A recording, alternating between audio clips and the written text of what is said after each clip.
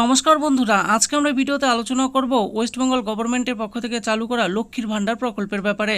তো বন্ধুরা, এই লক্ষ্মীর ভান্ডার প্রকল্পের ব্যাপারে কিন্তু দুর্দান্ত একটি ঘোষণা করেছেন মাননীয় মুখ্যমন্ত্রী মমতা বন্দ্যোপাধ্যায়।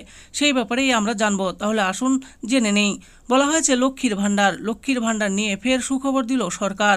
মহিলারা জানতে চাইছিলেন, তাহলে আসুন জেনে নিই তিনি কী সুখবর দিয়েছেন আমাদের রাজ্যের মহিলাদের। পশ্চিমবঙ্গের মহিলাদের জন্য সুখবর, লক্ষ্মীর ভান্ডার প্রকল্প নিয়ে বড় আপডেট পাওয়া গেল।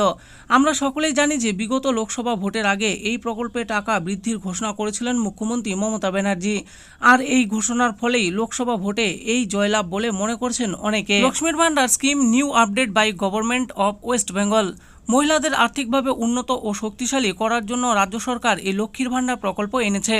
সারা দেশ জুড়ে যত রাজ্যের যত রকমের প্রকল্প রয়েছে সেগুলোর মধ্যে অতি চর্চিত প্রকল্প হলো বাংলার মহিলাদের জন্য চালু করা রাজ্য সরকারের প্রকল্প লক্ষ্মীর ভান্ডার।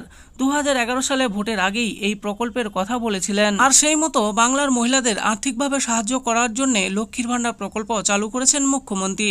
প্রথমে এই প্রকল্পের শুরুতেই সাধারণ শ্রেণীর মহিলাদের 500 এবং তপশিলি জাতি ও উপজাতি মহিলাদের জন্য 1000 টাকা করে দেওয়া হতো। কিন্তু এবার বাজেটে এই ভাতার পরিমাণ বৃদ্ধি করা হয়েছে। লোকসভা ভোটের আগেই লক্ষ্মীর ভান্ডার প্রকল্পের ভাতা বৃদ্ধি করা হয়েছে। লক্ষ্মী ভান্ডারের টাকা কবে ঢুকবে? বর্তমানে এখন রাজ্যের সাধারণ শ্রেণীর মহিলারা পায় 1000 টাকা এবং তপশিলি জাতি ও উপজাতির মহিলারা পাচ্ছে 1200 টাকা করে। রাজ্যের বহু মহিলা আছেন যারা মাসের শুরুতে টাকা পাওয়ার জন্য অপেক্ষা করে থাকেন।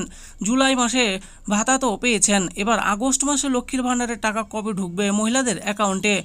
প্রথম এই টাকা ঢুকতে দেরি হলেও পরে মুখ্যমন্ত্রীর কড়া নির্দেশে তা ঠিক হয়ে যায়।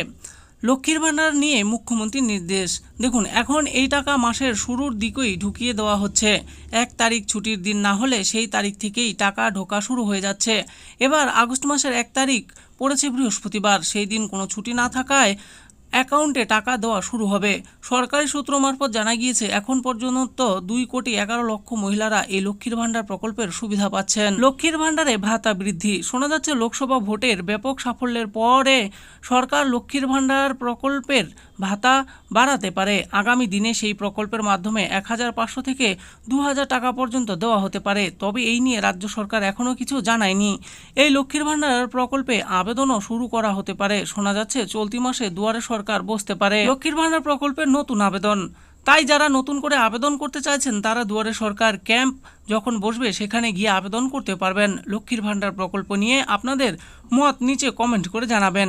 আর এবার দেখার অপেক্ষা যে আগামী দিনে এই লক্ষ্মীর ভান্ডার প্রকল্পের টাকা কবে সকল মহিলাদের দেওয়া হয়। তো বন্ধুরা, দেখে নিলেন আজকে আমরা ভিডিওতে আলোচনা করলাম লক্ষ্মী ভান্ডার পক্ষ থেকে যে নতুন আপডেটটি সামনে এসেছে সেই ব্যাপারে।